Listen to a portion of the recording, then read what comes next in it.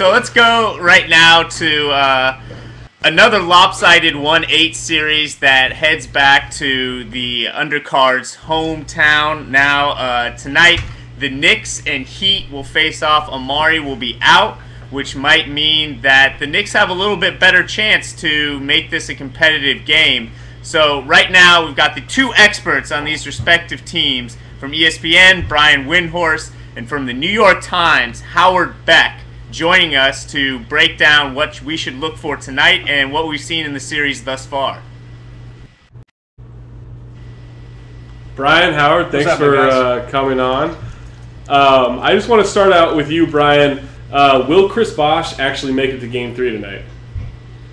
Hey, Zach. It looks like it. I don't know for sure, but I think his plane was scheduled to arrive about an hour or so ago. So I don't know if he slept because his son was born at 3 a.m. And unless he can sleep better on a plane than most people, he probably is not going to be very well rested. But I expect him to play, and all the Heat players expect him to play. So I do think he's going to be out there tonight. Howard, Amari has the hand injury. How is the team coping with this, and do you actually believe that this can be a good thing in terms of the team? It seems they play better when it's just Amari or it's just Melo on the court.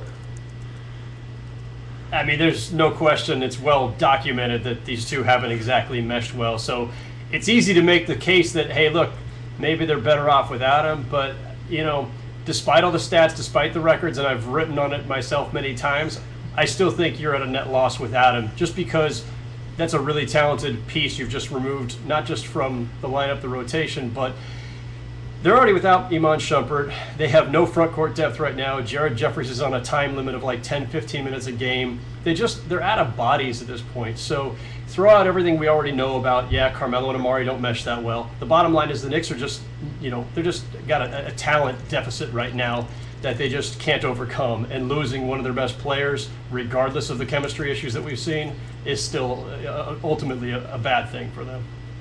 You know, you talked about Shumpert real quick. Obviously, the loss is huge from a defensive standpoint, but he seemed kind of to be like an energy guy for them that would, you know, make a good defensive play, get a dunk, kind of fire them up. How is that lacking, and can J.R. Smith maybe fill that role, not defensively, but providing that spark? I mean, I think J.R. Smith does that on those nights when he just, you know, is shooting ridiculously and can't miss anything. That's a different kind of spark that he brings. And, you know, to his credit, J.R. Smith's actually played pretty hard defensively and has been a guy who's been scrapping for loose balls for most of his time with the Knicks. So, you know, the fact is, though, he's been great in that role coming off the bench. They need one of those guys in the starting lineup. Now, if they start J.R., great, now they don't have it on the bench. If they don't start J.R., you know, the lineup's kind of lacking that punch. I mean, again, it's the same thing. They just don't have enough good, healthy bodies, live bodies. And, yeah, Iman's clearly one of their best athletes, their best perimeter defender, guy who's great in the open court, and you know they're missing that energy. Hey Brian, you know, without Amari, they maybe go to Novak a little bit more, maybe put Carmelo at the 4, kind of spread the floor a little bit, and that seems to be a recipe for at least attacking Miami with 3-point shooting. Is that something Miami maybe is worried about, not having to, you know, deal with Amari inside, and now they've got to deal with a wider court essentially? Yeah, I think it probably, you know, in theory would help the Knicks out to have an extra 3-point shooter on the floor. That's been a factor in this series that hasn't played out yet. I mean, the Heat were one of the worst defensive 3-point teams in the league all year long. I mean, they had to, you know, have a couple of really good games at the end to avoid being in the bottom 2. And so I figured at some point in this series, Novak and J.R. Smith were going to get going, and it was going to become a problem. And you know, now the window is open here for both of them, especially Novak, to get more playing time. And you know, the one thing that's happened so far is the Heat really have been willing to play Carmelo one-on-one and not overcommit and give up those 3-pointers by trapping. They've done it a little bit, but in general, when Carmelo is not in the post, they're going to play him heads up. And if he goes for 40, they're willing to accept it. And you know, so far he hasn't gone for 40, and it might take him going for 40 or 45 to beat them when the way they're playing right now. Brian, let's start with you on this. You brought up, you know, the one-on-one of Carmelo.